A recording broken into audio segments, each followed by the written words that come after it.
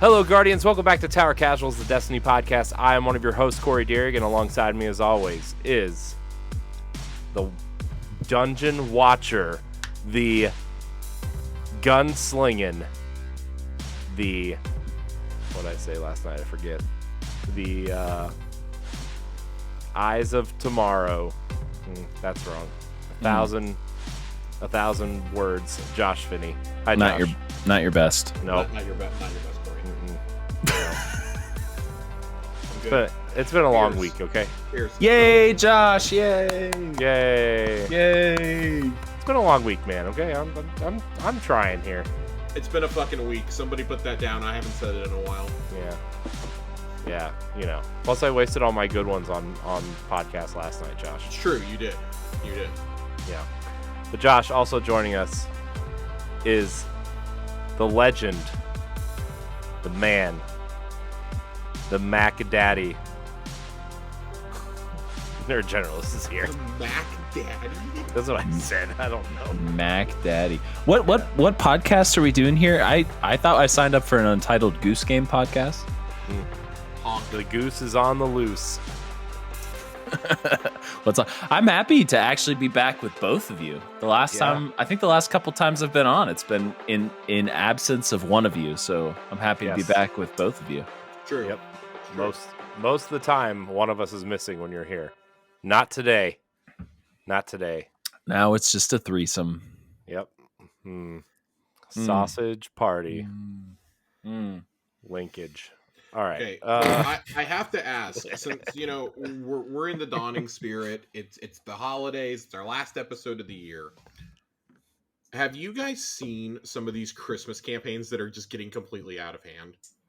You have to be more specific. Okay, yeah. Have you seen the Planters Peanuts one? No, but is it Googleable? So I'm gonna read the image to you that I found. Okay. Oh boy. Because this I'm showed excited. up as a Facebook ad, and then it was in fucking Kroger. It was Wait. in Kroger. Is this gonna make me go nuts? So hey, I'm gonna pull this up because I don't want to mince my words here. It is a picture of the Planters peanut inside of a snow globe, and he's holding a stack of nuts, and it says, "Planters, to all a good nut." I kid you not. This is a real fucking thing that the Planters Peanuts company approved. Hormel Foods approved this. I love it. To all a good nut. And I want to think- know why we have not heard more about this ad campaign. I think everybody deserves a good nut for Christmas. You know what? I tend to agree. That's just, so. Some of these campaigns are just fucking wild. Has anybody seen the Etsy commercials? No. So there's an Etsy commercial where there's this dad and his daughter, and this daughter is holding a snow globe and is putting it at the empty seat at the table, and it's pretty clearly implied that the mom is like, she's dead. I did see this. And so the dad orders some gift off Etsy, and you're like, what the fuck the mom is dead. So I've seen this commercial actually, and I actually got really mad about it. So what happens in the commercial is it's a snow globe, and he goes and he cuts up a bunch of newspaper, shreds a bunch of newspaper, and throws it into a fan, and takes his daughter into this room with all the newspaper. Yeah. At the end of it, I was like, oh, that's sweet. But who's gonna clean that shit up? It's a fucking Amazon commercial is what it is. Because that's a hot mess right there. That's a fucking Amazon commercial. I was just like, what does the shredder have to do with... Because my girlfriend had the same exact line of thought that you did. Who the fuck's cleaning this up? What does a shredder have to do with the fact that this child is without a mother? Listen, it's consumerism at its finest, Josh. If you're feeling sad about your did her mom also hate the environment? Her mom was a secretary, and she just really had fond memories of shredding papers with her dead mother. Jeez. Wow. Oh my god, it's just so it's the worst remake of The Parent Trap I can possibly imagine. And listen, I fucking love The Parent Trap, okay? But this is Aren't they bad remaking The Parent Trap? Probably. Haven't they already done it 3 times? Oh, No, wait, that's the one where the mom and the daughter swap. I'm thinking of a different movie. What's that Freaky called? Friday. That's it. Still Lindsay Porn? Lohan. Lindsay Lohan and Jamie Lee Curtis. Yeah, they were like They're- they wanted to remake that. Well, no, they're making a sequel. Oh, that's right. Yeah, sequel. Oh, that's weird. Yeah.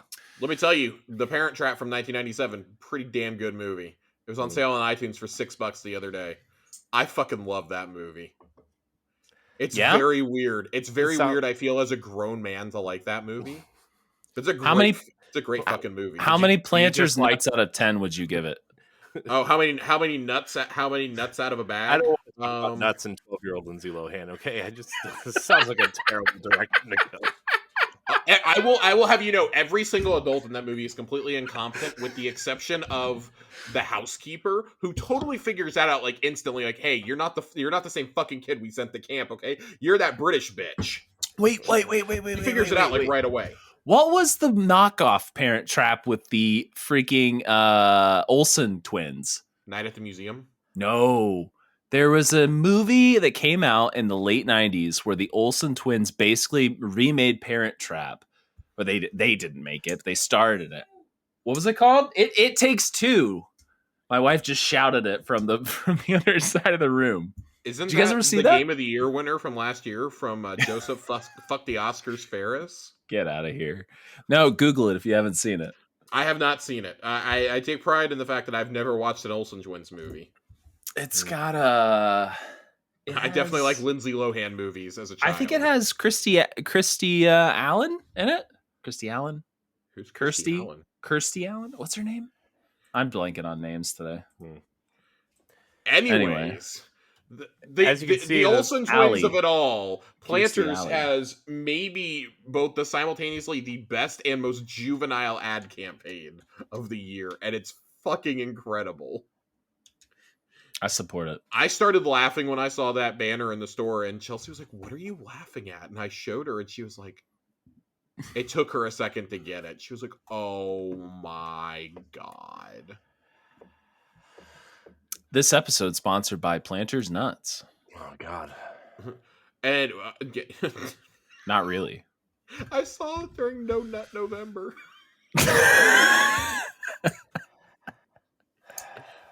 I'm really concerned. This episode's off to a really weird start. Listen, I warned everybody ahead of time. I have had a hell of a day. I am definitely on at least my second drink. Let's see if we can get you through this episode, Josh, without just completely going off the rails. I'm here. I'm fine. We've already been off the rails. We've talked about nuts. We've talked about 3 different Lindsay Lohan movies. Dead mothers. Lindsay Lohan. Hashtag dead parents. Jeez. Batman. Lindsay Lohan's basically Batman. I was gonna say Batman. I think we're due for a Lindsay Lohan resurgence. She's doing a bunch of Christmas movies for Netflix. That's how it starts. They're like Hallmark for movies Vanessa for Hudgens. Yeah. Maybe they'll be in one together. Okay, now listen, I don't know. I would love that. Okay, that'd be fucking great. Josh has got a membership to the Hallmark on-demand service for sure. Listen, it's for my grandma. It's in her name. I'm not even. I swear to fucking God. Sorry, Josh. You're gonna miss all this. What's that chick's name from Full House? Candace Cameron Bure or whatever. She left Hallmark, the Hallmark Channel. No, yeah, I know he's talking about Dave Coulier. John Stamos Christmas movies. Oh no.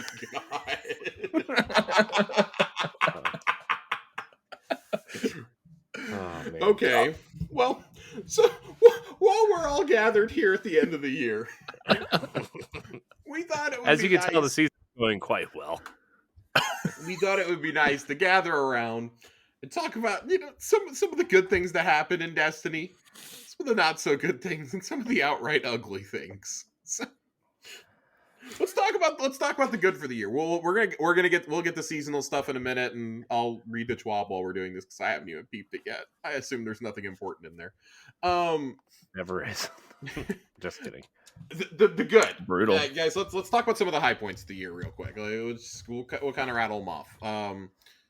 I think the Witch Queen expansion, obviously, not just the high point of the year, the high point of like maybe all of Destiny since Forsaken. Mhm. Right? I think we can all pretty much agree I think it's the best campaign that they've done in the series. Personally. Yes. Agreed. Definitely the most cohesive. Yeah. Definitely the most cohesive. Felt like it had the least amount of filler too. Yeah. There was still a little bit of filler, but it felt like there was actually a purpose to everything we were doing. And I appreciated the flashbacks, like how we understood Savathun's plot and her storyline and everything. Mm-hmm. Like the addition of Finch as an NPC has been an absolute treasure and a delight this year. Yeah. Yeah. This fucking wacky ghost who's like, yeah, fuck you, I'm not reviving you. Right. It's even better. Like, so we're in the dawning. It's great when you go up and give him a Christmas cookie. The dialogue, he's so touched to get a fucking cookie from you. He briefly mulls rezzing his hive guardian to share the cookie with him. But I'll only attempt it after you're gone. What if that was the season? What if you had to fight the Hive Guardian and kill him again? I mean, have you seen how quickly they die? He's definitely going to be dead. Hmm. But I can't smash his ghost because it's Finch. It's fair. Vow of the Disciple? Anybody? Great raid. Fantastic raid. Maybe the best Destiny 2 raid? Yeah, definitely the best final boss. For sure. Rolk was definitely different, and we were asking for ones that we couldn't just stand in a well and fight. Mm-hmm. And I hadn't done Rolk in a hot minute, and I did it a couple nights ago with Dealer and a couple of guys, and man, that was a fucking blast. That it had been a while, and I forgot how much I enjoy the encounter leading up to it, with the dunking and the reading of the symbols. And then when you actually get up to Rolk, it's fun. Yeah, it's a good ambiance, narrative. It's fun. The soundtrack is awesome to it. I think the jumping puzzles are fun. The loot was good. I'm still a little bit bitter that his glaive was not the exotic. That's like maybe my only negative. That and Exhibition is just such a weird encounter. That's fun though. It can take you one try, or you can be there for an hour and a half. But once you get it down to a science, it's great. Other high points that I think I had, the narrative in Haunted, not the overall season. The narrative I thought was really good. Especially Zavala and Keitel's traumas. I thought that was really good. Duality, despite all its bugs, I really enjoy it as a dungeon. Yeah, it's a great dungeon. My second or third favorite, behind Prophecy and of course Spire of the Watcher. After Haunted, though, I think we kind of take a dip. Not a lot for me to highlight from Plunder outside of the final cutscene. I think the final cutscene is actually like we've made all the jokes about the Nez T, but I still think that once you get past that, I think the scene between Saint and Osiris is really powerful to the narrative and to these characters that we've literally watched for years. Osiris wanting Saint back. He finally gets him back 2 seasons later, gets taken over by Savathun, and then Saint struggle this year trying to bring him back. It was rewarding. I don't know if I necessarily agree with some of the critique that, we should have been in the room when it happened. Like, no, I think putting it in one of those stylized cutscenes was probably the best way to do it, frankly. I think that allowed for it to be a more intimate cutscene, more intimate story. Can I jump in? You can absolutely jump in. I'm rattling off a few things that I'm thinking of off the top of my head. Yeah. Oh, sorry. Go ahead. I'll let you finish then. No. I'm good. That's my last really high point for right now. We're gonna talk about Spire of the Watcher later on. That's probably my last one. The Return to King's Fall, obviously. Well, I want to. I think. Well, to kind of jump in on the point about Plunder, I think Plunder kind of gets a bad rap, because there were. So I want you to present the counterpoint here because I'm gonna get to this in the not so great. Yeah, and I think I would put Season of the Plunder in both the great and not so great sections for different Agreed. reasons. Agreed. I think the reason why it was bad is the storyline was a little stale, especially kind of coming off of Witch Queen. Yep. Or it was a little shallow, I guess is probably the way to put it. Yeah, especially like I think just to sorry, I didn't mean to interrupt No, you, go, but go, go, go. just to jump in on that, like I think we had two really kind of heavy seasons that we were excited for something that was lighthearted but still kind of did some interesting storytelling, which like I Mhm. think the story that they presented was interesting, but it wasn't fleshed out enough and wasn't, they didn't dive too deep into it. Yeah. And then the of like the events and the um kind of like the gameplay elements that led towards the story were also pretty stale after the first 2 or 3 weeks. I think for me, when you look at it, I don't know that the narrative is necessarily bad. I think how it was executed was bad. Yeah. Um, Yeah, this that's what was I was kind of getting the at. last chance to have something lighthearted before Lightfall and Final Shape, because let's face it, we're not getting lighthearted seasons next year. Yeah. Mhm. And especially coming off, I mean, Haunted and the events of Risen are some of the heaviest events that we've had. But you look at the narrative that we've had for, God, I'm going to say the last 2+ years, going all the way back to Arrivals. Even Hunt, which I think is universally considered one of the worst seasons, as it should be. It has by far probably the second worst activity. Still had a really Mhm. great narrative with Crow finding out who he is, with the Hawk Moon quest, with getting him away from Spider and things like that. I think that was still really well executed. And for Plunder to be, I don't think the narrative was bad. I think it was just a step below what we've come to expect. You know, I look at the previous season that Mithrax was involved in, Splicer, and Splicer might be the best narrative that we've gotten in a season. It's one of them for sure. Like, in terms of that and like the aesthetic and everything else.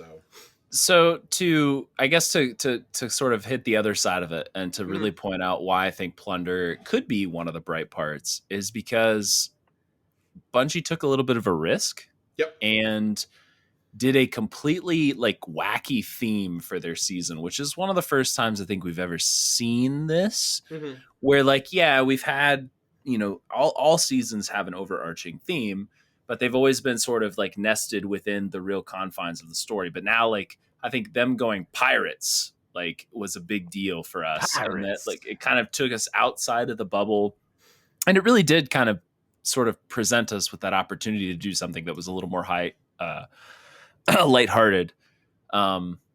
And I think that was it was a very adventurous and kind of a risky step. I mean, when we all saw it, we talked about it on one of the episodes. We were all super excited for it. I think the actual theme of the season, I think the seasonal activity and Catch Crash was really fun.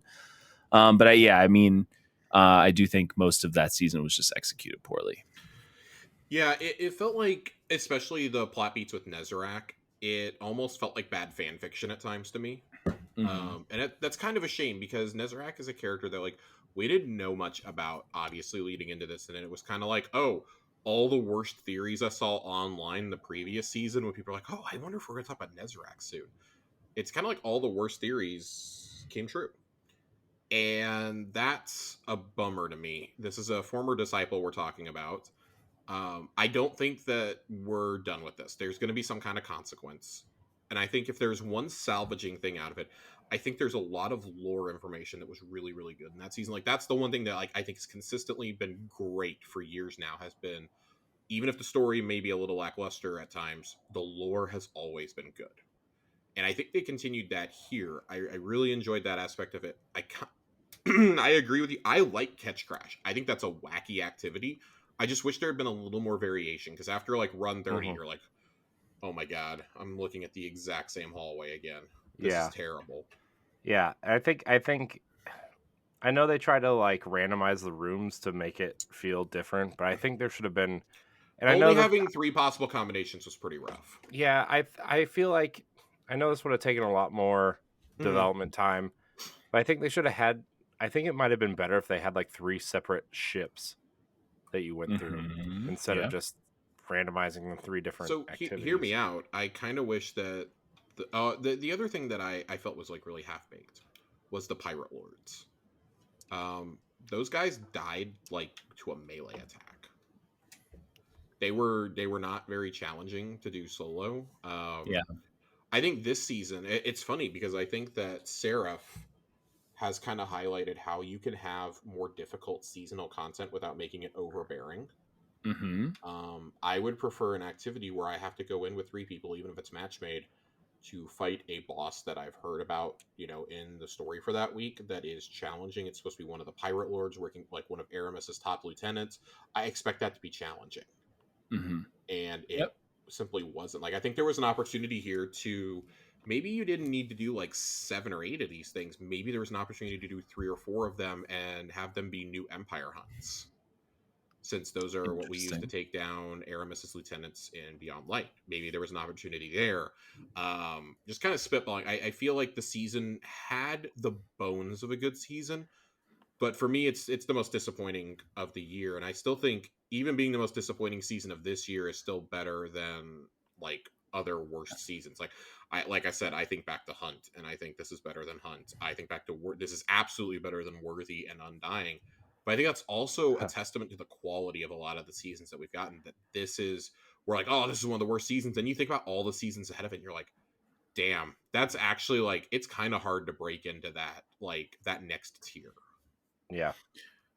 I think that's kind of like where the ball is in Bungie's court going into this new year, and we can maybe talk about this later, but they've really, if we're gonna have at least 2 more seasons of this kind of seasonal structure, which has kind of been alluded to in the TWAB a couple weeks ago, or not the TWAB, maybe it was a tweet, I don't know. Joe Blackburn had a tweet thread about it. We've got some insight that we've got at least 2 more of these like kind of normal seasons as we know them yet. I really want to see them like make those last 2 seasons show us what they've learned all in like one season, and like give us 2 seasons that are just gonna like blow us out of the water narratively, loot wise, activity wise, because like you really can't stand to give people 2 more seasons of just the same old. And I think that's kind of like you gotta show us what you got.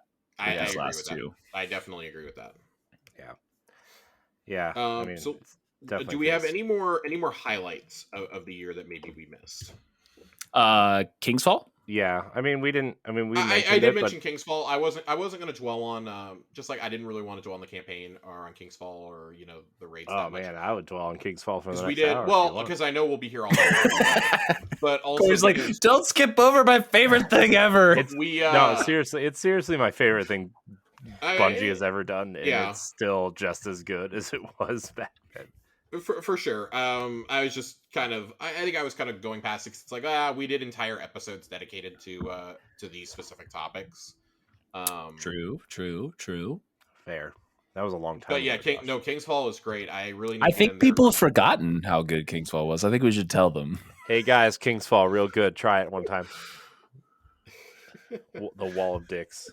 The wall of dicks, my friends. The ball dunking. I guess the last thing I kind of want to dwell on really quickly, and I am going to make this a quick thought, the look to the future that we got during the Lightfall reveal. Lightfall Showcase, Nerd and I were watching it with Joe and Johnny, and I think I was a little surprised at like how much they wanted to talk about like bringing third-party applications into the game. The fact that we're going to get like loadouts and LFG baked into game, and these are things that we've asked for so long. And I think we'd all kind of given up on it, thinking, well, the old consoles probably can't handle it. This is going to kind of segue into the not so great. The performance issues of the game are starting to become apparent. Even on new consoles, it's becoming very clear that the old consoles are starting to hold it back more. Get ready, original Xbox owners. Josh is coming to doo-doo all over you. It's coming. I'm just saying, at this point, I understand why Bungie is not taking the step right now. They want everything in the saga from Shadowkeep onwards, well, really for the Forsaken pack onwards, playable on the same console. I respect that. I understand that.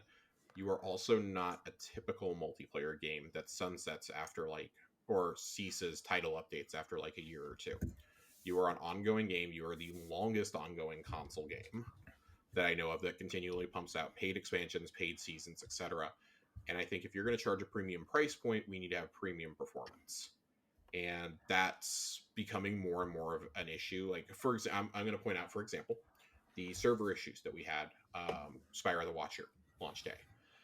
I understand that something wacky happened, but when something is so jumbled in the spaghetti code that you have to disable the API for like 5 days, the amount of people that were like legitimately having meltdowns over this was both funny to watch and a little sad that it has effectively gotten to the point where if you are super serious about this game, you are using those third-party apps. Yeah, and that's pretty bad. I think that this year especially has really shown that stuff like dim, for example, has become such a crucial foundation Mm-hmm.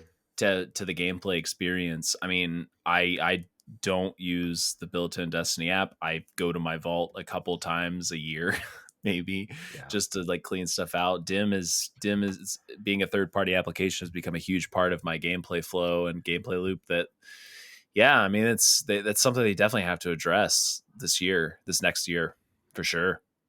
Yeah. I'm wondering if we're going to see a backtrack, and I don't know if it would I don't think it'll get announced in 2023 if they do. Well, there's two backtracks I wonder if we're going to see. One is the promise of being able to play the entire saga on the previous generation. Because let's be honest, if you were just doing like PS4 Pro and Xbox One X, and I know that's probably almost impossible to code it for that, right? Then I would say you could maybe get away with it. But the fact that these have to run on the base consoles that came out in 2012. I know, gross. Plot twist: Destiny 2 coming to Switch next year. Oh my Ready, God. Josh? I think my Switch would legitimately melt in my hands. Graphics would still be better than Pokemon. They would still be better than Pokemon. It would still be better optimized. I don't want to think about that right now. this is going to sound like needlessly cruel to say that they need to do it before the final shape, but we have to remember that they did this back in Rise of Iron Day also, where they cut support for the 360 and PS3 versions before Rise of Iron came out. Rise of Iron was not playable on those consoles. I think that these consoles are fairly readily available now. PS Direct almost always has PS5s in stock now. I've seen them on shelves multiple times, and I live in a huge metro. So if I'm seeing them on shelves, they're out there. I'm telling you. As somebody who's recently switched to PC as well, I can tell you that the system requirements for Destiny on PC are not bad at all. No, and it's you can not bad play at all. it with a pretty low. I powered really know system. people who are playing on Walmart PCs that are doing fine. What's wrong with Walmart PCs, Josh? Nothing. They're playing on the $700 PC, and I'm glad that it's working for them. You need what, like a 1060, I think, for your graphics card? You could play it on 1060. Yep. Yeah. So, because I think that's I don't want to say anything like I don't want to misrepresent here, but I'm pretty sure John has a 1060 or a 1070 in his computer, and it runs perfectly fine. So you don't have to have like, I don't want anybody getting the wrong way. Like, oh, Josh is telling us we have to go buy a 3080. No, I'm not at all. I'm saying you can literally buy like the most affordable graphics card that NVIDIA makes and be. Maybe you should dip into your Bright Dust cash, Josh, and buy everybody PCs. Maybe we should all just play on Stadia and end it all. Yeah, let's save Stadia. The darkness is winning on January 18th on Stadia. Let's save the Stadia, guys. Hashtag save the Stadia. That's the real dark timeline, is if everybody else failed and Stadia won. Tower Casuals are going to save Stadia. Yep, Stadia Casuals, new podcast coming January 17th. In all reality, like there have been. It's funny, we were kind of praising it on Witch Queen Day. We're like, oh man, we didn't get booted at all. I used Stadia to farm for my funnel web. I'm so proud of you. I did. I signed up for an account. I used it. I got it. We praised how stable the servers were on Witch Queen Day. It's because there were like 5 people. we praised that, and it took the 3 of us a little bit of time to get in together. You, me, and Joe. It took us a little bit of time to get in together, but once one of us got through the queue and into the game, I think it was me. I just like sat down in the first mission and waited. I just got it. We just got everybody in there eventually. Yeah, I remember I was the last person. And I was really cranky about it. You were very cranky. And then Vow of the Disciple, everything went haywire on Vow Day, right? So there are still, obviously, there are going to be days where the population just spikes so much, and it like gives us horrible like Vietnam flashbacks to Rise of Iron, or to like Forsaken's launch and things like that. But it shouldn't be happening every time that we launch a new Pinnacle activity. Like dungeons, raids, and expansion releases are always going to be the days that your servers get completely overloaded, because that's what everyone is excited for. I do want to point out though, there was not a queue on for the first time in a while on this most recent season launch and the dungeon release day. I didn't hit a single queue. I don't want to say that's a bad thing. Maybe they ramped up their available servers for it. But it could be a sign that perhaps there was a lack of interest. I'm going to be genuinely honest. I haven't hit a queue at all in the seasons this year. There definitely was. There definitely was for Plunder and for Haunted. I remember because I was there like right as the servers were opening up on Xbox, and there were definitely queues. There was not a queue. I'm saying I personally did not hit a queue. That's fine. I loaded straight in. So I'm not trying to discount it. I'm just saying, like, I personally did not hit them. I felt this, even then, I felt that the queue times, even from when like you were in there, I felt like it was just a couple of minutes as opposed to like 30 minutes that we've hit in the past. Josh has got that streamer access. Yeah. Josh has got gigabit Wi-Fi. That goes down every 2 days. No, it only goes down. We figured it out. We figured out the secret. It's only when I have Discord open. I see how it is. That's when just I have Discord open on my Mac, it takes us. up so much RAM that it just like crashes my Mac's network card. Legitimately, we figured it out. Dude, you're getting a Dell. Other things that I don't, other things that I think like could have been better executed. The bugginess, like the bugginess of duality, is something that's still brought up regularly and with good reason. Yeah. That is insanely frustrating. You literally couldn't. Well, you could, but you really couldn't solo it for a long time. No, I mean, like even then, like I don't know if you were in there, but I just like 2 months ago, maybe I think I was with Joasis doing a run, and we hit the bell to go over, and all three of us died instantly when the bell was activated. I mean, I've done maybe like 30 or 40 runs of duality, mix and mash in master as well, and every run you have a death from that minimum. It's still not fixed. Great. Well, not fixed until really late in the game. Yeah, I would say so. Like, and I understand that like not every fix is easy to fix, but that seems like a pretty alarming thing. And then I don't really have a whole lot in this in between section. I have one really glaring thing in the ugly column, which again I don't want to spend a ton of time dwelling on. Corey and I have talked about it a lot the past few weeks, and I know that you're kind of along the same lines as us. PvP. The complete and total neglect of PvP is a glaring issue at this point, and is by far the biggest issue on Bungie's plate, I think. Like, more so than the optimization, more so than like the staleness of playlist activities, which do feel stale, is just how PvP has been just completely given the finger for like the third year in a row. While I feel like we don't need to talk about specifically where Bungie failed. I do think it might be important to kind of discuss how they failed or like why they failed. I really do feel like they just need to come out and just admit to the fact that like PvP has been bad and explain why PvP has been bad, like why they haven't been able to get out more content. Because like I think the biggest problem really with a lot of this stuff, I mean, going back to the bugs that you were talking about, it's just lack of transparency, right? Like not explaining, not acknowledging that stuff is broken, stuff's not there, stuff's not in the roadmap. Like why? I would absolutely agree with that. I think that for me, it's kind of a twofold problem. I don't know that modes is necessarily a problem. We've talked at length with you included, about how there needs to be a better competitive solution, and I think the bones are now there. I don't think it's there yet, but the bones are there. If you continue to build upon the foundation that is there now, you will have a good mode. Yeah. The biggest issue for me is one that plagued another game that I really, really liked, and I stopped playing this earlier this year, probably back in April or May. Halo Infinite is the lack of maps. To only have one original PvP map in the last 3 years is completely unacceptable. And for it to be disjunction of all things, I think is also like that. Just if it was a good map, it would be one thing, but it was good for one mode and one mode only, which nobody enjoyed playing either.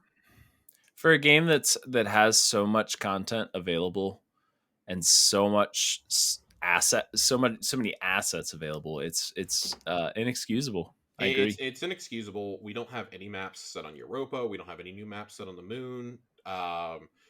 We've talked about environments that are ripe for this before. I don't think going and doing a map in the Ascendant Plane is ever going to work because the black and whiteness of it.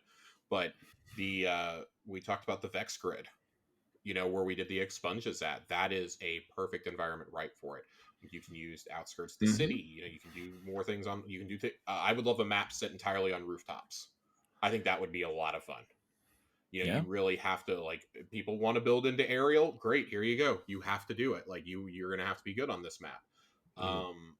But saying we're going to give you 2 old Destiny 2 maps that we took out of rotation and 1 new map, and that's what you're going to get for the entire year of Lightfall is completely unacceptable. We need to know why. Doing the minimum. That's not even doing the bare minimum. We need to know why. We need to know why.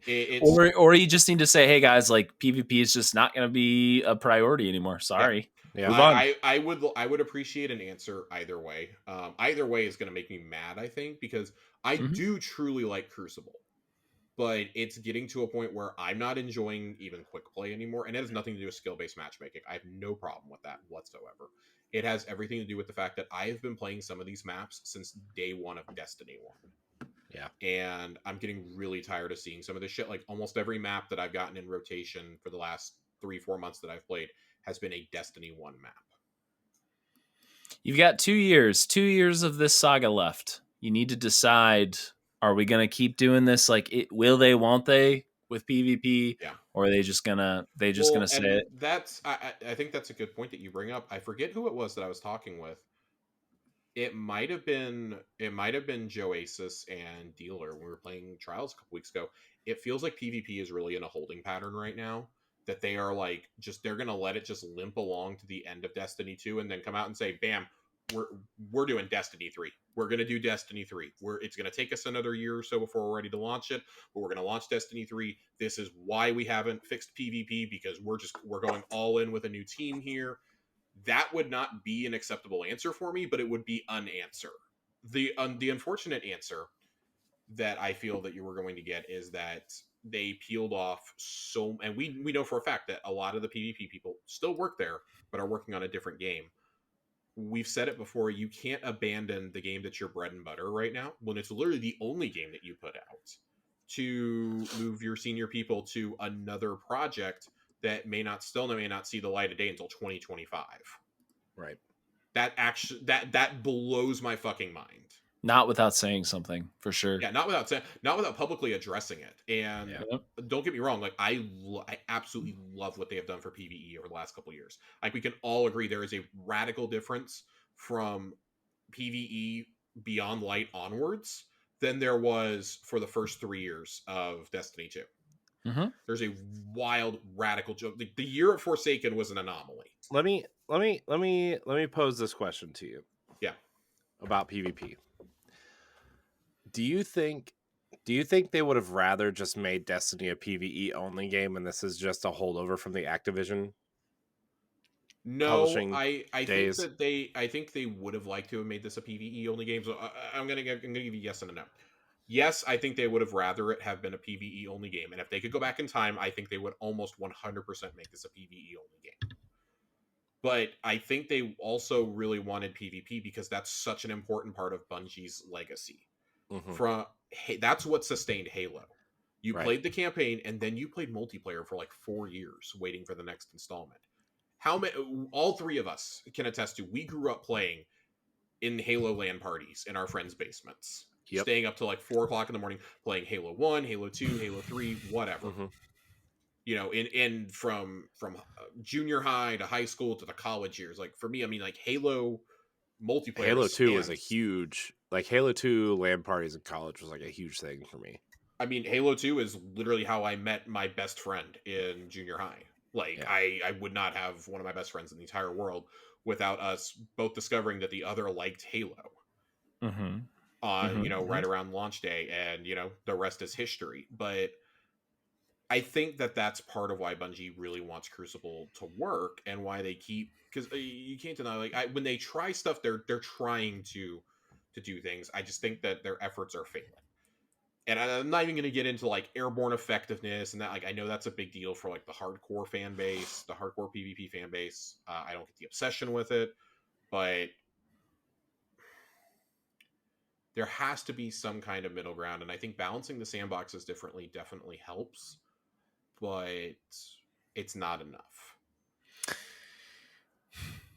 We're owed more than a few explanations, and I think that the majority of the community has been really, really, understanding, and it's given an awful lot of leeway. But even those of us who are pretty patient are, I think, starting to finally have our patience run out here.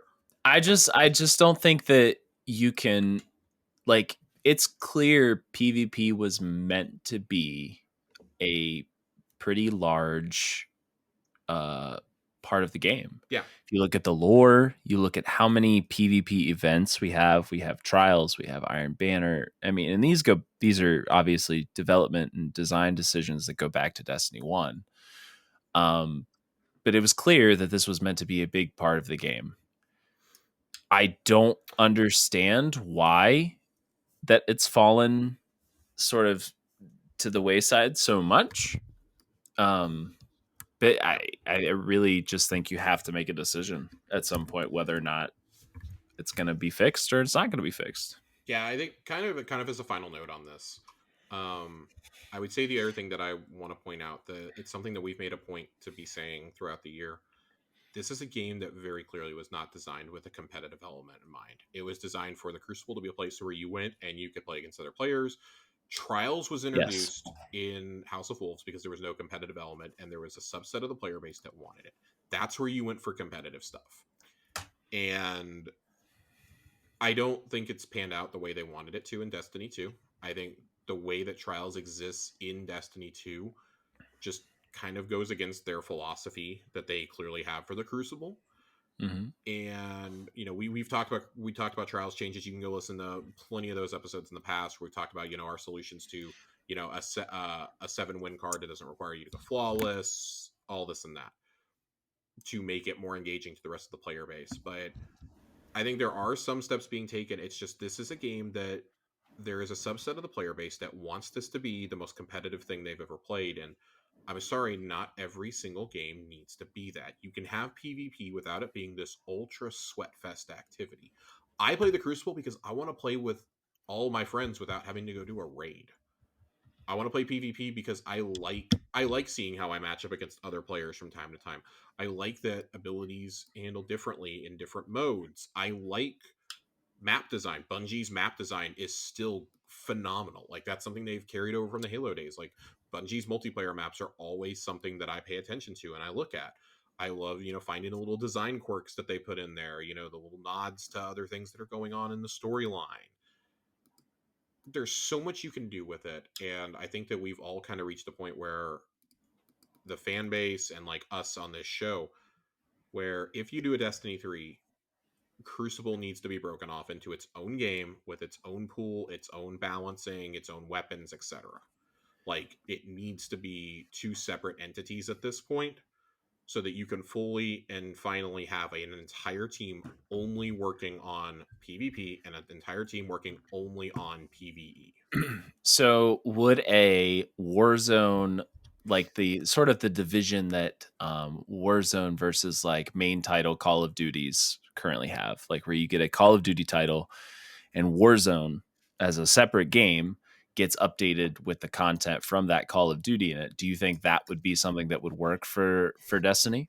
I think Destiny is in such a unique position because of the ability sandbox and because of super abilities that I don't think it's as cut and dry as that. Right, but they've said that they don't Um, want Crucible to be based in abilities. They've said they want it to be mainly yeah, revolved and around I gunplay. understand that, and everything that's happened in Crucible over the last year completely like spits in the face of that argument. I think. Agreed. Um, I think that's why Corey and I were proposing, a hero shooter earlier on in the year. Almost more Mhm. like Overwatch or Valorant based. I want to be a Um, Shahan main. oh man, Shahan feet picks. That's what I'm talking about.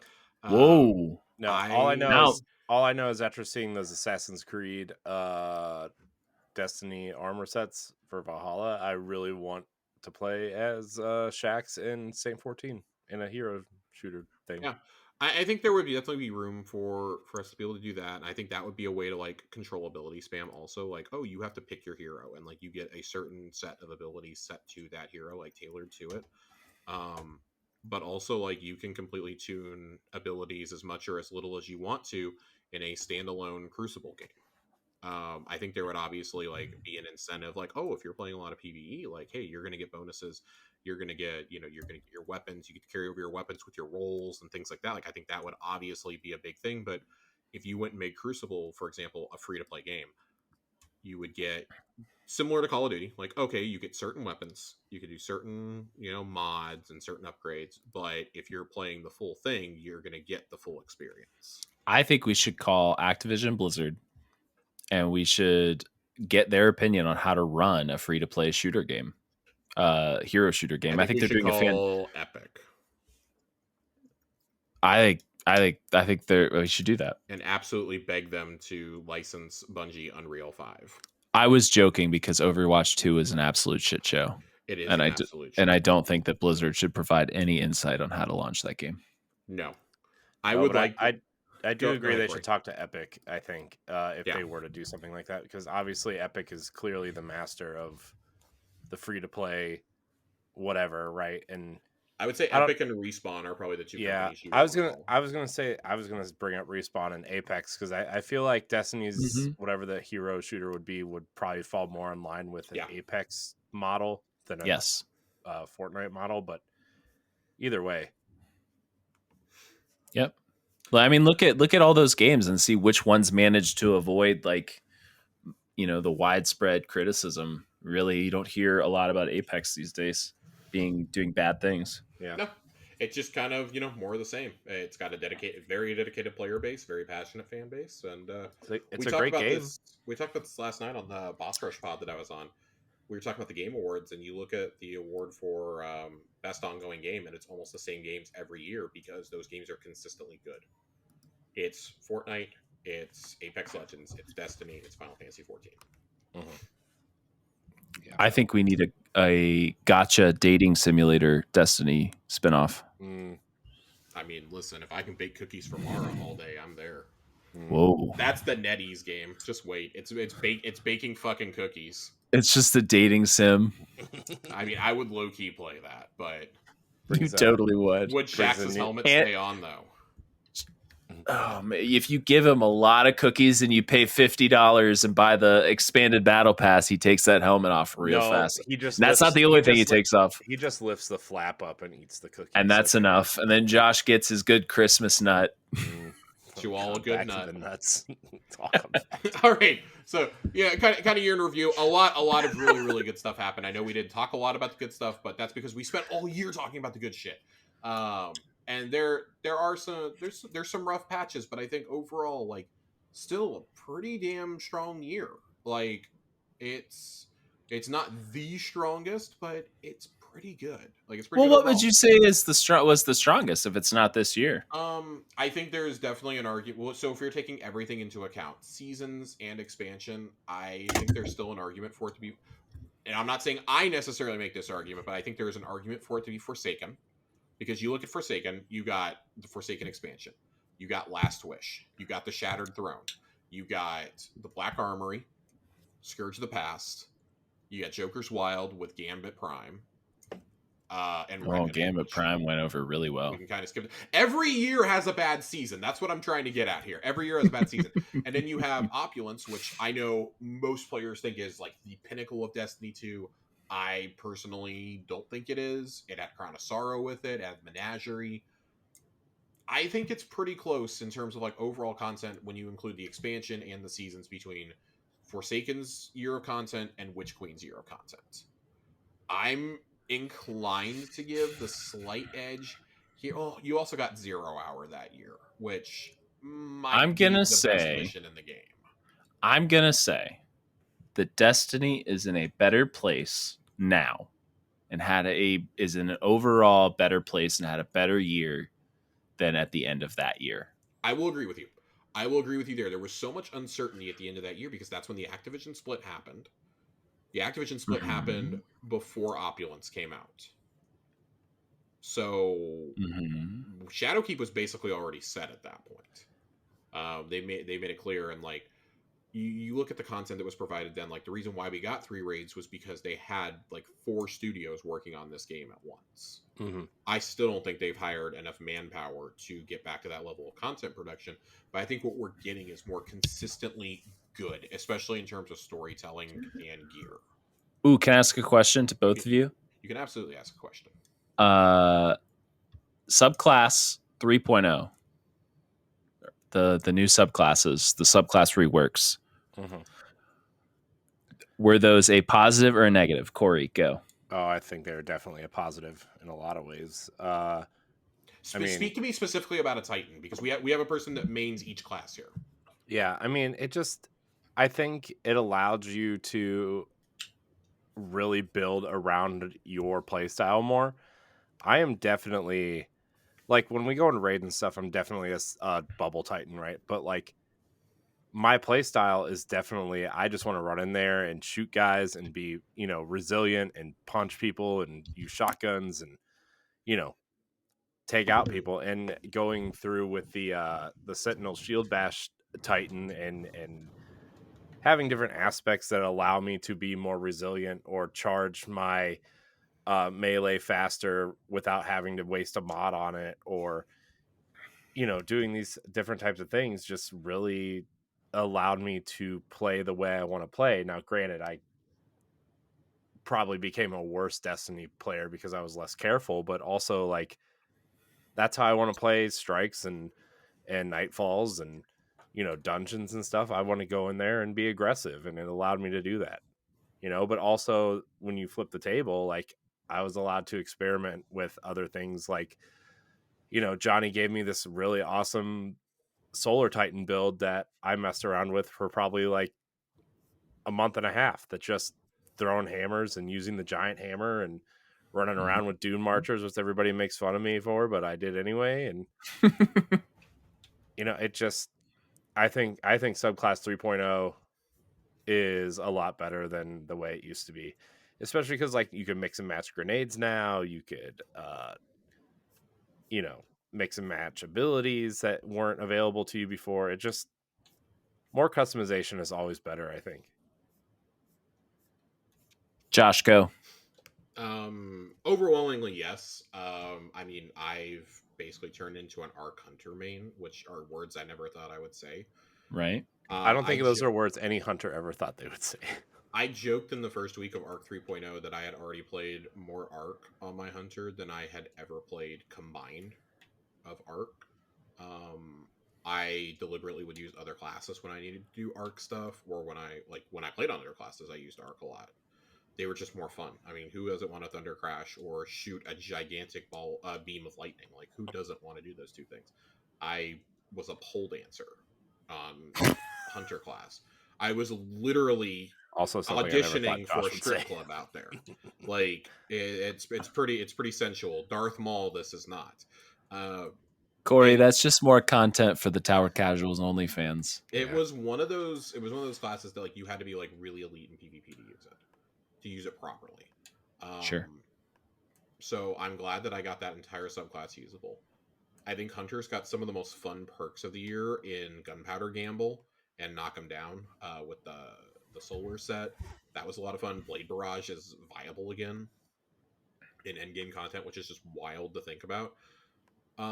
It's funny. Void, I think, is the main complaint that most people have. Void Hunter is probably, I would say, the biggest, if or maybe second biggest sore spot in the game, and it's largely because of people who have to play them in PvP. Going back to it, I see a lot of complaints about like, oh well, I don't understand why the hunter's entire kit is about invisibility. Well, because they're it's in the name. They're night stalkers. Like it's literally playing their identity. I think that's one of the instances where they really nailed playing to the identity and using like class and subclass verbiage is with the night stalker. The problem is you have exotics that completely like destroy any semblance of balance with that class. Interesting. I think we can all agree that Omnioculus and Gryfalcon are both just horribly broken and have been. They've been nerfed. They're going to get nerfed again, and they probably still need another nerf after that. Getting my dodge back as quickly as I do is definitely a problem in PvP, but I love it in PvE. Like, it's almost essential to have an Invis Hunter in a day one raid team or on a Grandmaster. Mm-hmm. So I really enjoy that, but I've also enjoyed, like, testing myself this year when I've done higher end content of not running a Void Hunter, of deliberately making it a little bit harder on myself and my teammates to, oh, I can't go invis to come get the res. I'm throwing an arc staff out there. I'm running Blade Barrage or I'm running Stasis. Like, all four classes are finally viable. And I think it's like that for almost every class. I say almost because Stasis Titan is in a really, really bad spot. And Arc Warlock has isn't been too much better from what I understand. Nerd, I don't even remember the last time I used a Stasis Titan. Give me your thoughts on Warlock subclasses. Void was awesome. Yep. Solar was I don't think they knew what they were trying to do with Solar. I think Solar got there by the end of the season, though. They deployed some buffs to it. Was good for that season. Okay. But a lot of the tools, a lot of the things that made Solar awesome existed in the toolkit that was related to that season. Got you. Okay. Yeah, I think Solar has an identity crisis, and then Arc. I would agree with that. I think Arc just needs a couple super buffs to make it viable. I've actually had a lot of fun playing Arc this season. I would be shocked if the Geomags nerf did not get reverted. They did a little bit of that, but yeah, not enough. When they did reverse a little bit of it, I was like, I don't think it's enough. I think they're gonna have to. Also, the Tickly Finger Super Emperor Palpatine Super still needs a little more juice. Yep. But I think with a couple super buffs, that subclass could be viable. So I mean, overall, I'm happy. It's certainly fun to, and like I think what Corey said is it gives you a lot more versatility, it gives you the ability to kind of tweak and adjust things to your play style more, and that's always a good thing. Gotcha. Okay, any final subclass 3.0 thoughts? If not, we're gonna move on to the next topic. We're gonna start getting through things here. We've been going for quite a little bit longer than I thought we were going to. Any final thoughts on the year of content or on subclass 3.0? Nope. I mean, I think overall a good year. Great year, fantastic year. A few downers, but overall, I think a very positive experience for me in total. Yeah, I've enjoyed playing. I took more breaks this year than I ever have too, and I think that helped a lot. Yeah, I definitely took a break at the end of this past season. Yeah, I did too, and I'm taking this current season a little bit slower. So, Spire of the Watcher. All right. Full disclosure, Corey, you have not finished this, correct? No, but I've watched enough of it to talk about it. And there's just nothing to really spoil here, right? Yeah, so. No, Mitch and I ran it the other night. I mean, we weren't even close to being ready. I did the first like opening mission of the season, and then we ran right into the dungeon, and no mods really, no anything, and we got like halfway through it. We weren't even planning on doing it, right? We were just kind of like, oh, let's jump in. I do like the mechanic of the dungeon. Well, if you like it now, get ready for that boss room. Yeah. That is Corey's training to become an electrical engineer. Yeah. Nope. It is absolutely wild. I love this dungeon. When I saw that it was going to be on Mars, I was poo-pooing it the night before it came out. I was like, ugh, I don't know how I feel about this. Mars, gross. Everyone knows how I feel about fucking Mars. Josh And loves Mars. Sand. God, listen, It's when I coarse, heard it that gets that was everywhere. getting vaulted, I fucking did a happy dance. Okay. I found out that and Mercury are being taken out of the game, and it's like, yes, the two worst destinations are gone. The two worst destinations in both Destiny games, God, mind dude, you, are gone. Mercury was just terrible. Mercury fucking sucks. Yeah, you guys really... The people who thought that Curse of Osiris was better than Season of the Plunder, who hurt you? Yeah. Who said that? I wanna have a stern conversation with Go have a somebody who stern said conversation with half of Reddit. I want to say get fucked because that season sucked. that. I'll go Yeah, post that on Reddit right straight now. up. And I then know when it's I really saw that aggressive, this, so but I already don't like Mars, and then I saw this season was Warmind and Seraph focused, which also we all know how I feel about Season of the Worthless. So best I was season. like, oh no. I know, dude. As soon as I heard Warmind focused, Mars, Seraph, I heard the word Seraph. I was like, oh god, what? They're just mixing all the worst words. My instant reaction was, please let me put Rasputin into an exotic so I can just vault this entire storyline forever. Oh my God, Damn. it's gonna be awesome. Josh just would dismantle that Ingram. I would. It- I would. It would I be Zol is allowed to live in undismantleable. my vault before Rasputin at this point. Damn. But all jokes and all bitterness aside, I actually really like this dungeon a lot. I think it's unique and creative. I like that you have to infiltrate the facility, you have to climb the tower, and then you have to go right back down it through the middle. The dimensions are definitely not the same as on the outside. I want to make that really clear. On the inside, it's a little wonky in there. So is it a TARDIS? It could be. I mean, if David Tennant shows up and some Daleks show up, then I'm going to be a little concerned. I think Vex kind of like Daleks a little this bit. is not. It's not a hard dungeon, right? But if you've never experienced Garden of Salvation, you're in for a bit of a surprise with the two bosses.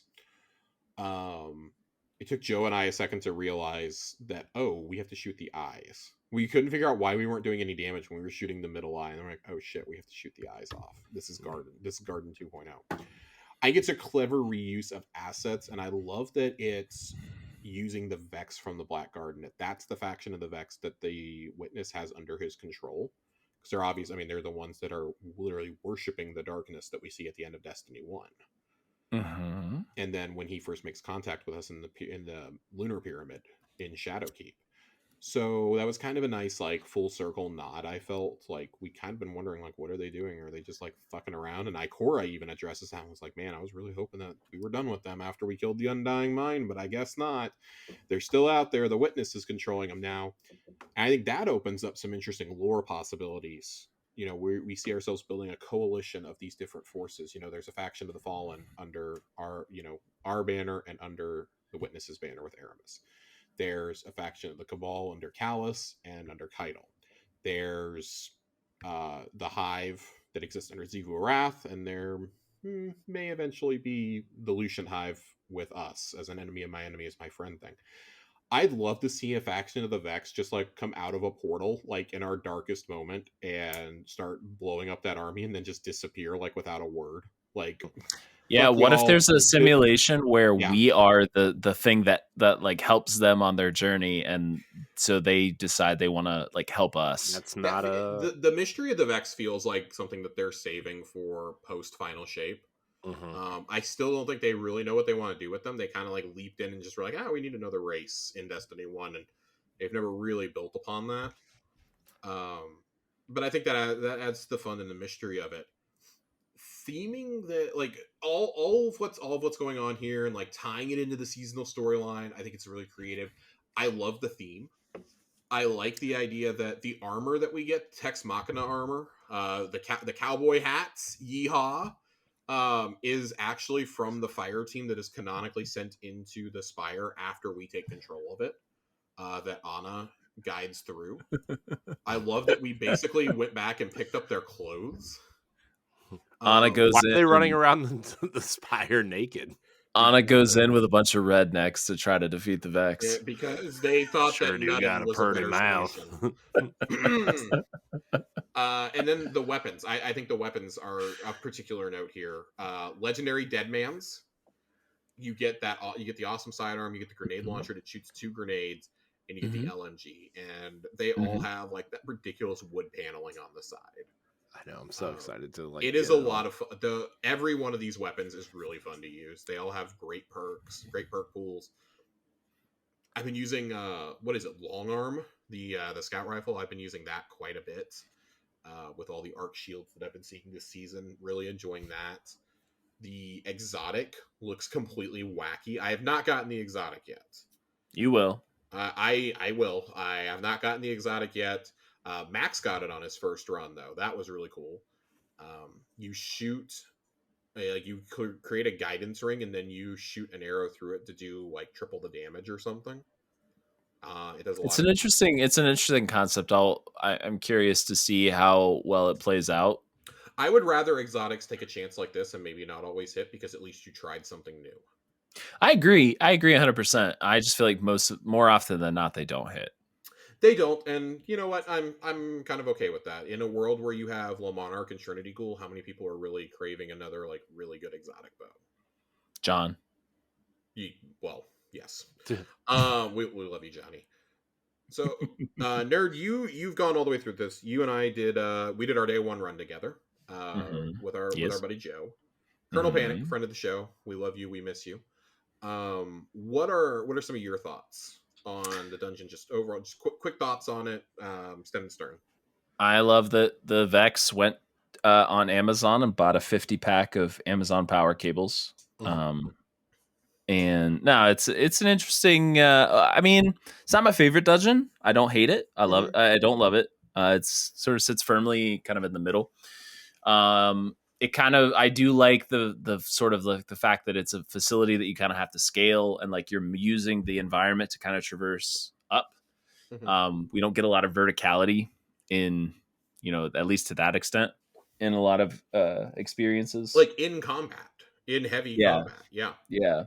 I didn't get to do, I've only done the dungeon once, so there's probably more that I need to explore in there, and I didn't really get to do a lot of the mechanics, so I can't speak to like how fun those are, or like I know you can cheese them, so I won't spoil that for people that want to figure that out. But overall, I'd give it like a 7 out of 10, 6.5, 7 out of 10.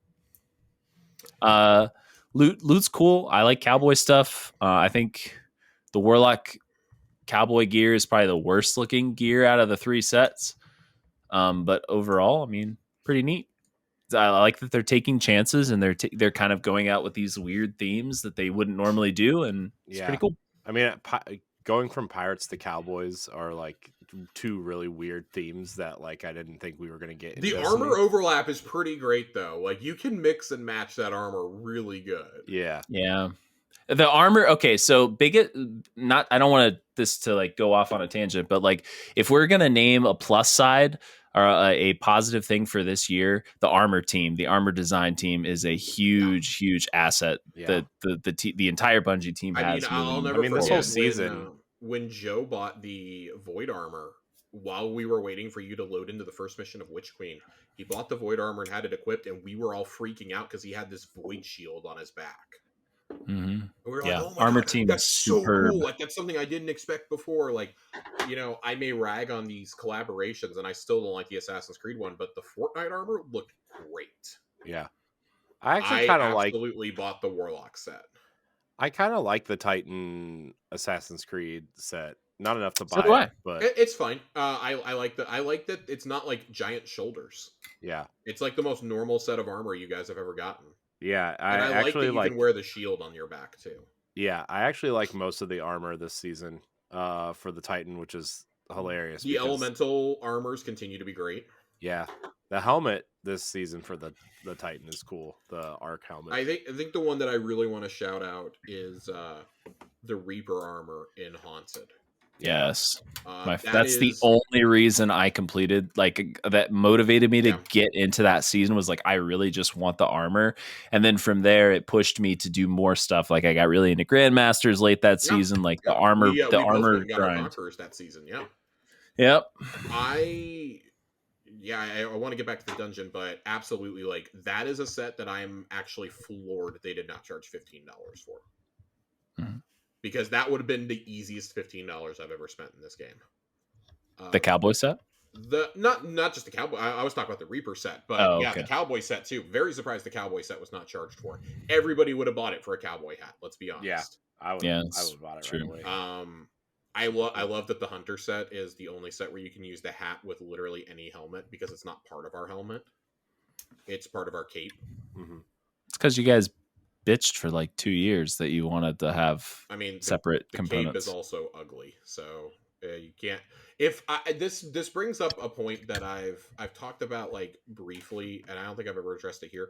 I would like to be able to like equip certain parts of certain armors to other sets. Like I really would love, like, once we leave these old consoles behind, I would love like full customization. Like, let me put my cowboy hat on, but wear, like, still have my dead orbit cloak on, for example.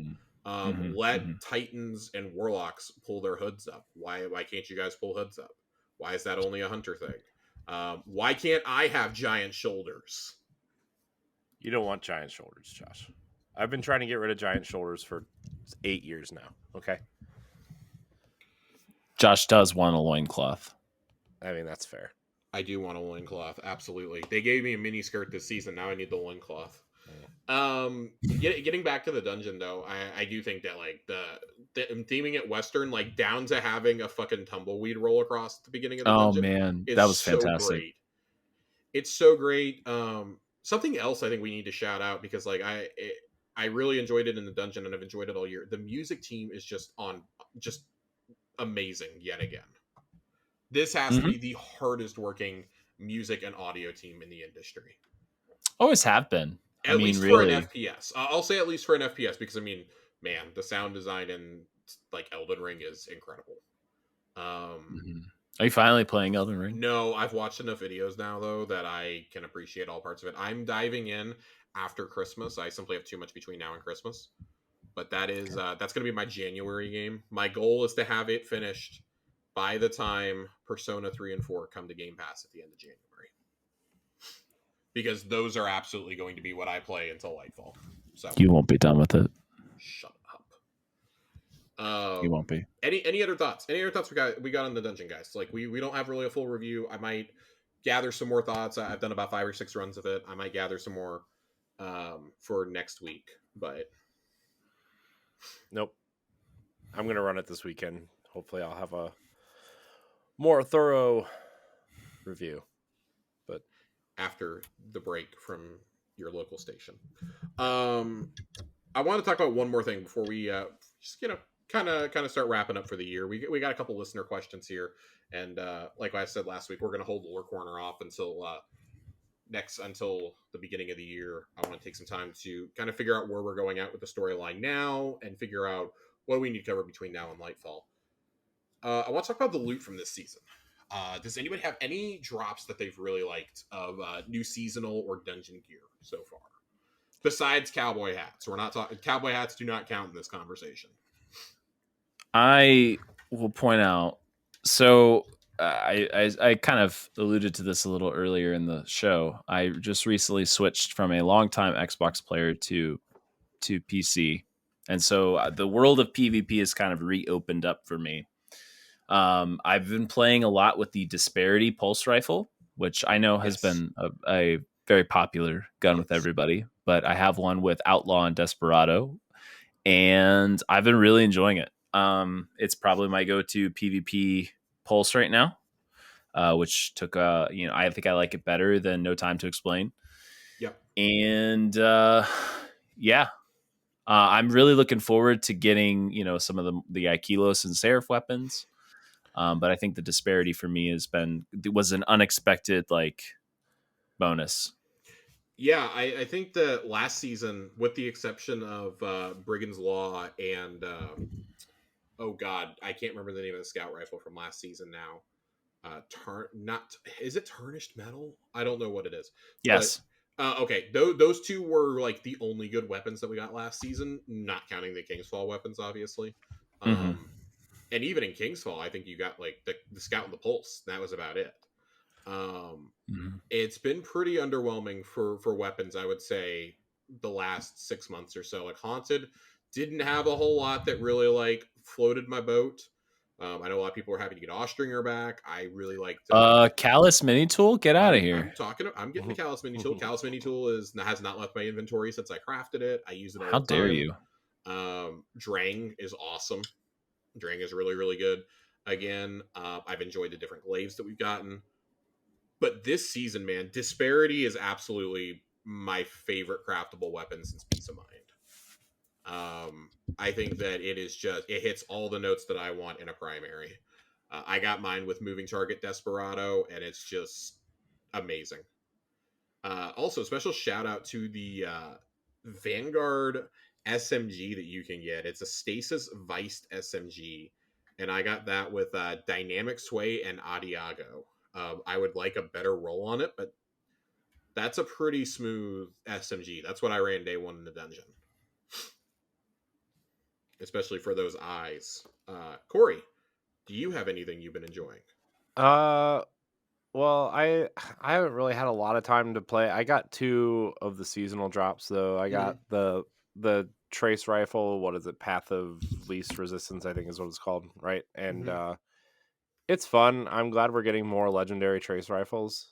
It's my Though, favorite of the legendary trace rifles so far. Yeah, I've definitely been using it more than I have been using trace rifles. I also got the pulse rifle, which is I think it's a stasis pulse rifle. It's cool. It's Disparity. Yeah, I feel like far and away the best weapon.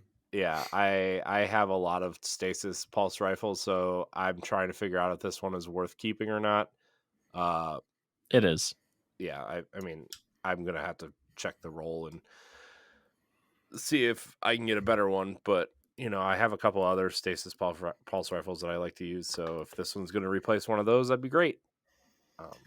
But those are the drops I've gotten so far. I would shout out Long Arm from the dungeon. I know I did in our dungeon breakdown. Right now it's definitely my favorite dungeon weapon. And I also like I like that Ikelos SMG is back. I got one to drop with Sarah Frowns already. Sarah Frowns surrounded a rangefinder, and that's been really fun to play around with. I love that it's craftable. Yeah. That and Ikelos Shoddy, just 2 classic weapons. But all 4 of the Ikelos weapons are back. It makes sense that they're here in the Warmind season. I like that. It kind of feels like they're setting us up to expect a pattern of, okay, when we release a new dungeon is when you're going to get some reprised weapons from like old Destiny 2 content. Yeah. So I think origin traits have been a good win for this year too. We don't have to talk about it, but I think origin traits have been really massive addition that have really changed. Like a couple guns this year have been good specifically because of origin traits. I would say the one for this season is probably my favorite, or it's at least one of my favorites. Ambush, which improves range, handling, and damage against combatants during the opening moments of an engagement. And when you're running a weapon like Desperado, that has Desperado, I guess I should say, that's a lot of fun. I also really like the part of the reason why I like that Stasis SMG so much that I have is because, of course, since it's a Vanguard weapon, it has Vanguard's Vindication on it, but it also has Viced Stinger. And both of those are just great weapons or great traits for a primary.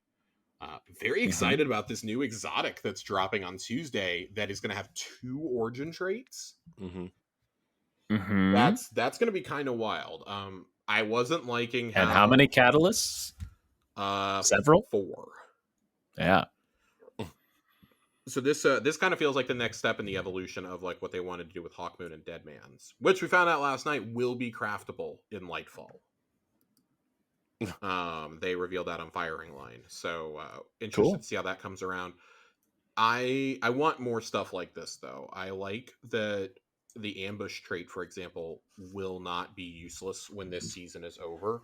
Whereas I want to find the exact wording. It's the one that's on Callus Mini Tool. I feel like is going to be something that really isn't that useful past this season. Yeah, no, I guess the one that I'm thinking of isn't this one.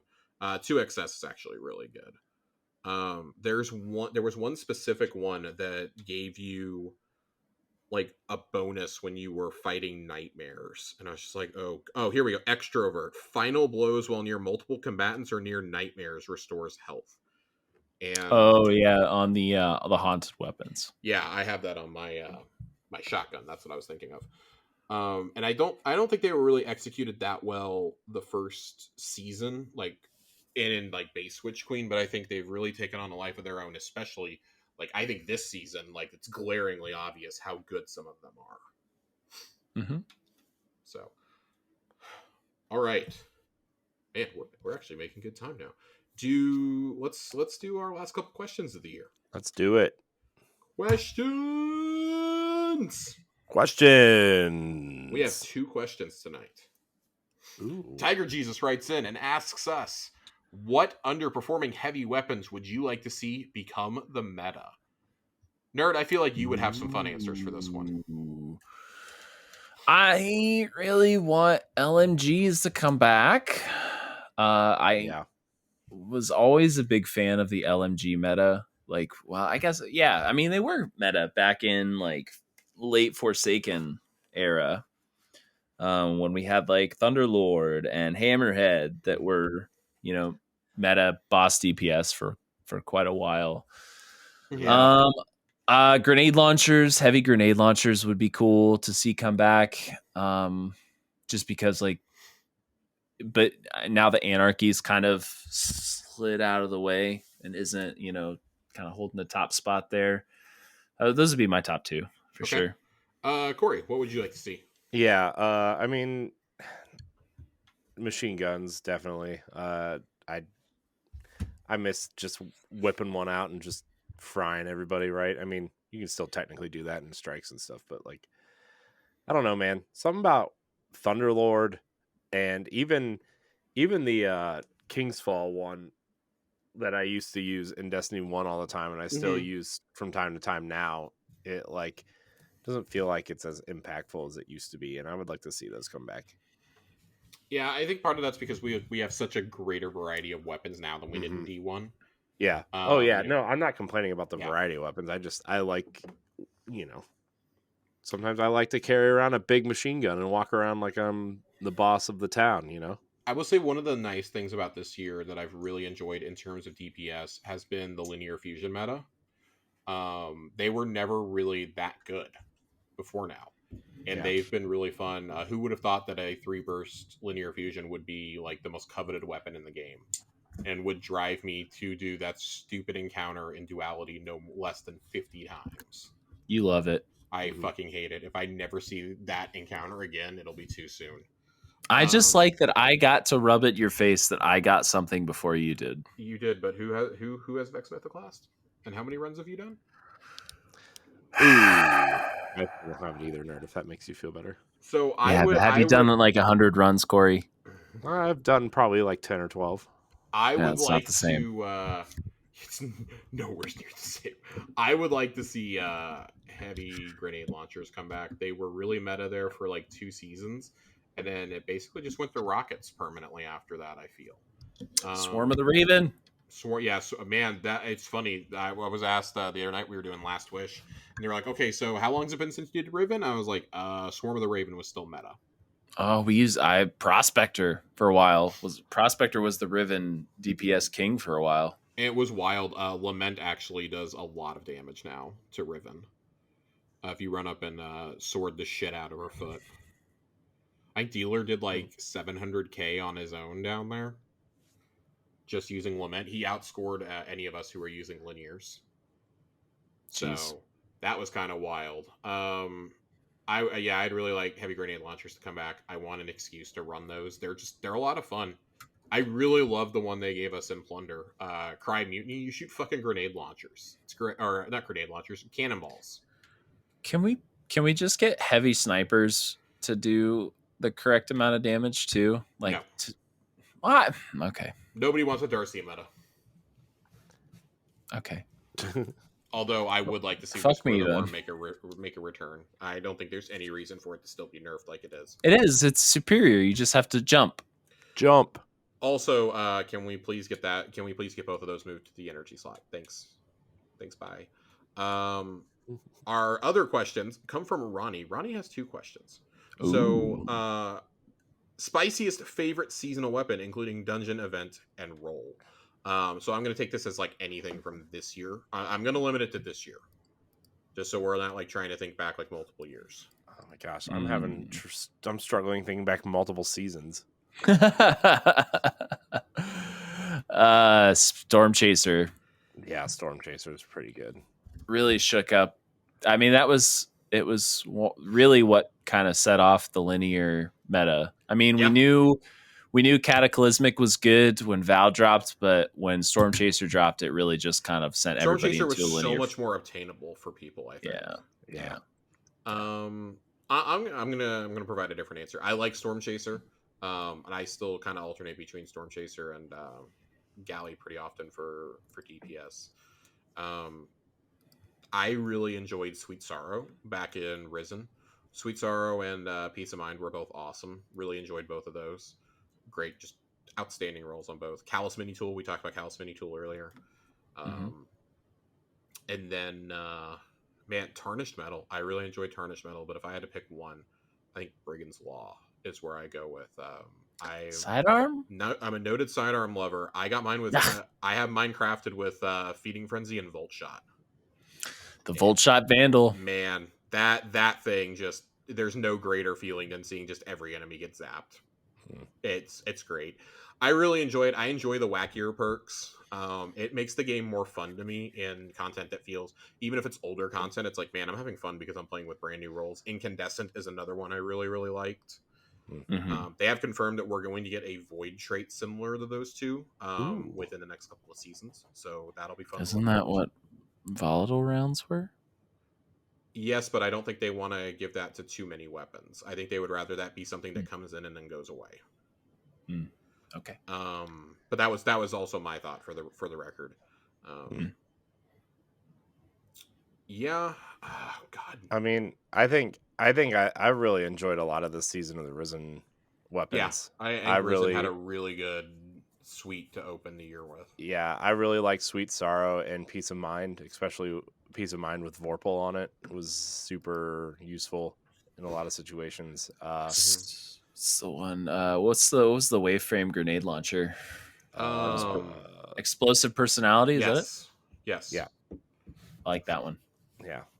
Yes, I also liked the scout rifle from Season of the Haunted. What was that called? Tears of Ooh, Contrition? yes. Tears of Contrition, yeah. I love Yes, that. It was a great year for Pulse and Scout fans. Let me tell you, Best as a connoisseur scout in the of both. game. Yeah, I'm still using that as like. This is a solid pick. Yeah. I use it a lot when I want a kinetic scout. I think that I think Tarnished Metal edges it out just a little bit because I like how it fires a little bit better. Yeah. And I love the I'll edge you design out. on it. I'll edge you out. The other one that I really enjoyed, I would be remiss if I did not mention this. Insidious with Rapid Hit, the four burst pulse from Wrath of the Machine, or not Wrath of the Machine, God, Vow of the Disciple. Man, first weapon that I made got craftable. Me really from the excited, raid. Josh. The only weapon I've made craftable from the raid so far. Really, really enjoying it. Still go to it from time to time, but I just have too much in that energy slot that I'm playing around with. I feel like that's the slot where I change it up the most. In my primary slot, I mean, I'm still clutching my messenger. My beloved messenger is still in my. I can't get inventory. you to put that damn thing down. I love that thing. It's gonna have to be ripped from my hands like my Bygones and my Blast Furnace were. If Blast Furnace comes back to this game, I'm never using another primary ever again. If Blast Furnace comes back, Josh and I are just gonna be logging on instantly, and you're just gonna see the drool hanging from our mouths. I'm gonna be grinding until I get 5 red borders for that. And then Ronnie also asks, he asks a question that's not really related to Destiny, but we've grown accustomed to these types of questions. What was your favorite video game growing up? Even if you went back and played it and it doesn't hold up, what game growing up could you not get enough of? Oh, God. Halo 2. Halo 2 is... I think Halo 2 is like a given answer here. I bet you that... I was going to say, I figured that's the answer for all three of us, but for me, it's Halo 2. I need a non-Halo 2 answer. What is... For me? I mean, I need a non-Halo answer from everybody. Damn it. I mean, what is growing up me? I mean, I'm older. I think I'm older than both of you. I would say not by much. I would say, I don't know, like anything up until you were like 14. Oh God. So I mean, Turtles in Time for Super Nintendo and Hyperstone Good Heist one. for Genesis. Solid. Those are two great Ninja Turtles games that you can play now on whatever system you own. Hyperstone Heist, super underrated. Yeah. I put the arbitrary timeline at 14 years, and then I realized Halo 2 came out when I was 12. Well, you know. So I Jeez. still can't use Yep. that. Zoomer. Yeah. Nerd, hit me with one. It's a cliche one, but it really was a huge part of my childhood. Chrono Trigger. I was a big RPG fan growing up, and I found that game. Our local library had it rentable, and I rented it, and I fell in love with it. And then the next time I went to go rent it, it was stolen from the library. And I thought for a really long time that like I was the only person who knew about that game, and it wasn't until like college that I found out that everybody knew about it and everybody loved it and thought it was amazing. And it was just, I'm a little surprised your answer wasn't Diablo 2. So okay, I mean, I could spend a whole episode talking about Diablo 2. Please don't. But I won't. I won't do that to you. Are you guys excited for Diablo 4? Yes. Diablo 4, if I pre-order it, will be available on my birthday. So I'm absolutely getting Diablo 4 early. I will be playing nothing else. It's funny, I'm gonna have to peel myself away after a couple of weeks to go play Final Fantasy 16. But yeah, Final Fantasy 16 looks great too. My answer for this is, I mean, we all know I'm a few years younger than the guys. So I grew up at the tail end of N64. Like I was 6 when I got my N64, and I was 8 when I got a GameCube. So,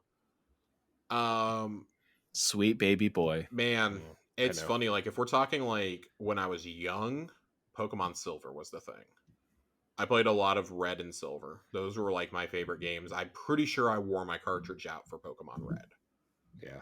I still have my Pokemon Red cartridge. I have Pokemon Red and I have Pokemon Silver somewhere in one of my boxes in the closet. You guys went Red? I went Blue. I played Blue first, and then I got rid of a bunch of stuff to get games for Game Boy Advance, and then I regretted it, so I found a red cartridge, which I was like, it's like the same almost. I did not pick out my first Pokemon game. It was given to me, and that's what I was given, and I was like really into dinosaurs, so Charizard was the shit.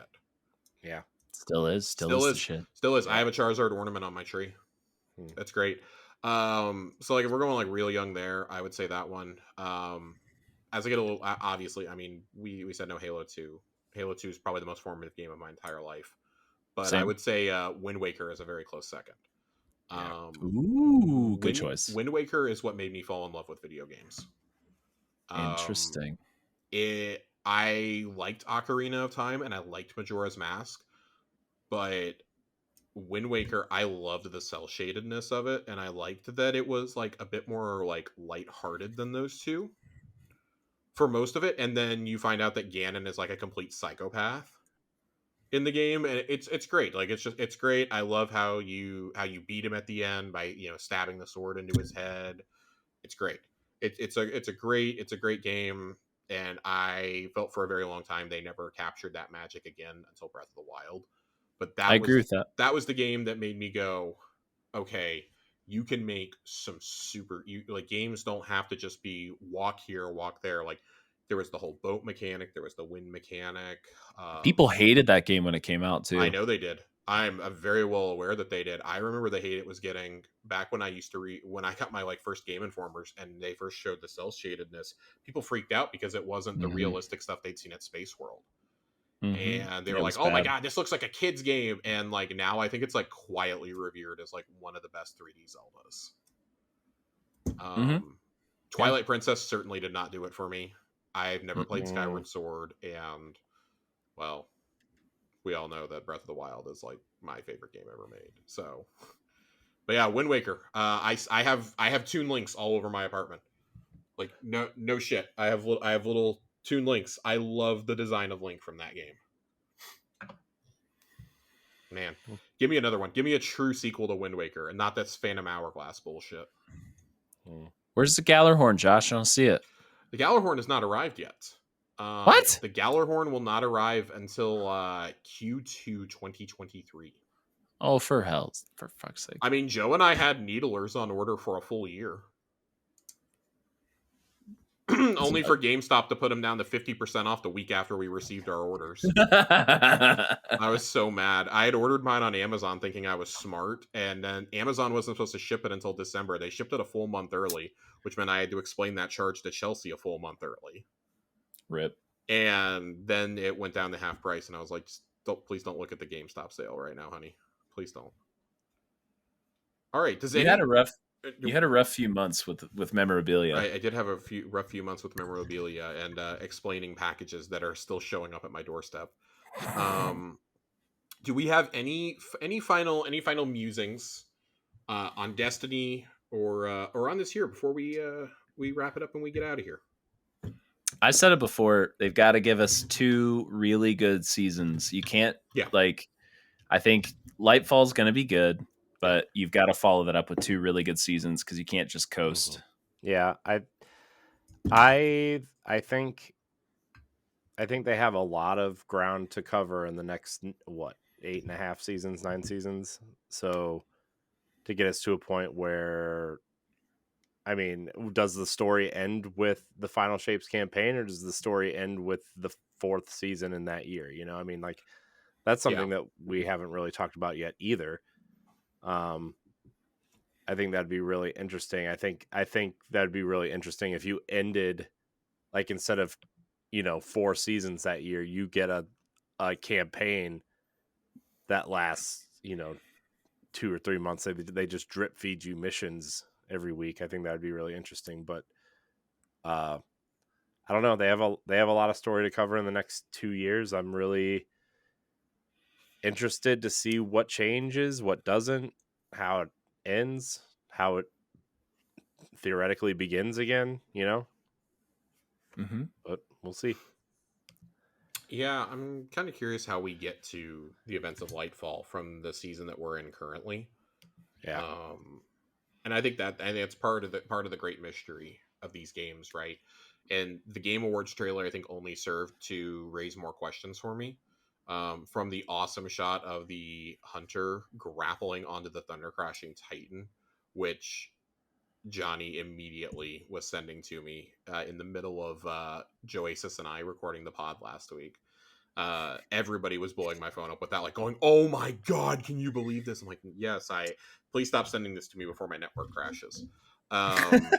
Yeah, I did not want that to be the moment where it happened. To some gorgeous artwork towards the end that very much looks like the parable of the Winnower in the Garden that we've heard.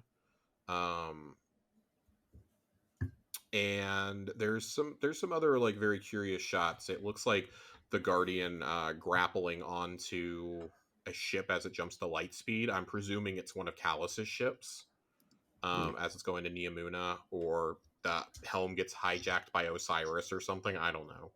But either way, that looks to be probably the end of the first mission of the campaign. I'm still standing by my theory that we lose Earth for at least the campaign. I would not be shocked if we got like a Red War 2.0 going on here. Mm-hmm. Plot twist: Saint and Osiris just go and open up a coffee shop. I would be okay with this. I really hope that Spider is the benefactor. And they just make different drinks out of characters out of from the Nezarec's universe. Balls. What? Just say it. Out of Nezarec's cum? I don't know. Oh, no. I didn't say that. No. I did not say that. Nope. Do not put those words in my mouth. I didn't say that. I don't want any of that in my mouth. Don't put that drink in there. I mean, listen, that Nez tea was a little sus. I mean, the thing too, though, is do we think that Neomuna is going to be the new kind of home base if we're losing? I mean, we're definitely losing the tower, right? I mean, I mean, so and Earth, I guess. I feel like it's fairly logical that you're gonna have to like retake Earth, but they're not gonna vault Earth. I could see them vaulting the tower for a season, for like a year, and being like, "Hey, we're removing the tower from the game," and then bringing it back at the end. And just we've said it for a while that we feel the helm is going to become our base of operations, anyways. So why not just yank the trigger and park the helm in Niamuna or something? I don't know. I think that would be an interesting storyline to follow for those seasons. Is like basically gathering all of our allies and like carrying out like guerrilla strikes, and then in the final shape you assault Earth to take it back once and for all, and save the traveler and all that bullshit. I know exactly how it works, how it plays out. You guys ready to hear this? Mm-hmm. Sure. Opening cinematic, the witness, he's in a ship. It's his special ship. It's very powerful. He's flying over the last city, shooting down at the city, shooting at the traveler, destroying everything. He laughs, he cackles. Suddenly another ship drops in behind him. It's a vanguard ship. It shoots his ship, shoots it, it blows up. He's heading down, he crashes into the ground. The other ship comes, lands right next to it, gets out. It's a guy. He's wearing a helmet. You can't see who it is. He gets out, opens the cockpit of the witness's ship. The witness is in there. He's still alive. He takes off the helmet. It's Will Smith. Welcome to Earth. Punches him in the face. Credits roll. What if the Keep my planet's name out your fucking mouth? what if the traveler is like a mass relay? And the Reapers come. God. And it's Mass Effect But 4. like, no, but the witness is kind of like clearly like this. Go to Mass Effect for a second. The witness is like the main Reaper guy, and all the pyramid ships are just the other Reapers, essentially. The witness is just the plot twist. He's just Saren. Oh God. You can beat the witness with a perception This is just challenge. the enemies from Andromeda. It's just a skill check to kill the witness. Yeah, you can actually get him to kill himself. Yeah, I'm really curious to see how they play this out, because I mean they basically have like this expansion and 4 seasons to like really like relay like the threat here. Yeah, that's what I'm saying. It almost feels like.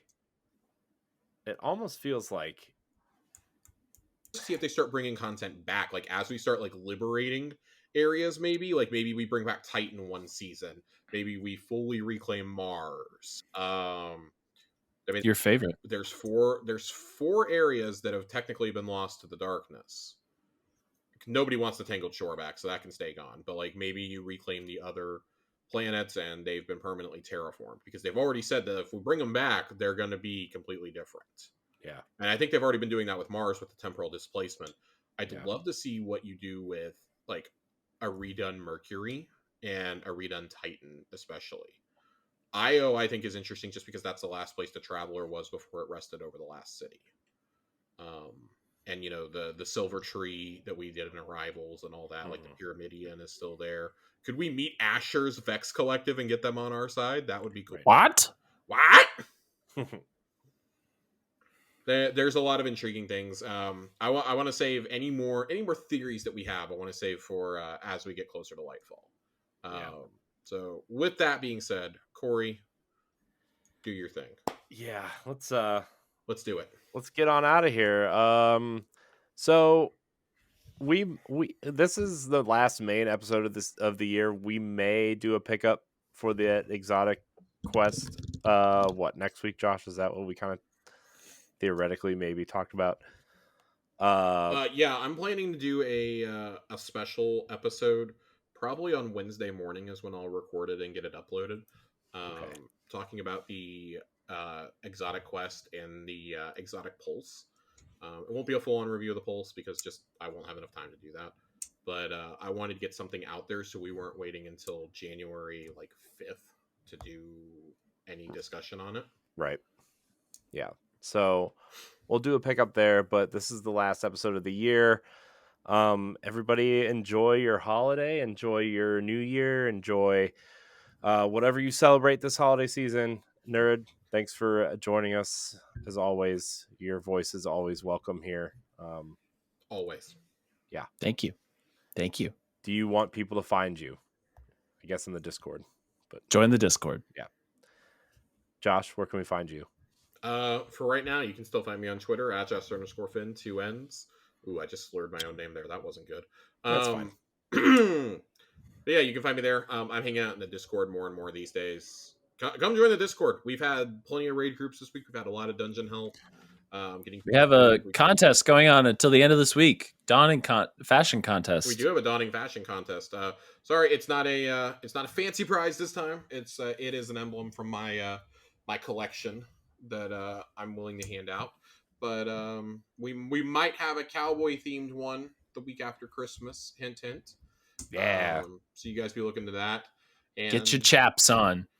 I'm gonna plan some giveaways at the beginning of the year. I'm gonna sit down at the beginning of the year, do some planning for next year, so we kind of aren't just deciding things on the fly. We can be like, okay, this is what we want to do and when we want to do it. Kind of space out some giveaways this time. We went really hard for episode 100. I want to spread the love a little more next year. We did do that. We did do that. Yeah. So yeah, you can find me at I am Corey HC on Twitter and Instagram. You can follow Tower Casuals at Tower Casuals. Join the Discord. It's a good time. You won't be disappointed. And that's it. That's a wrap. 2022. It's over. I want to thank everybody for watching and or listening, and we will see you in January, Guardians. Goodbye. Bye-bye now. Bye.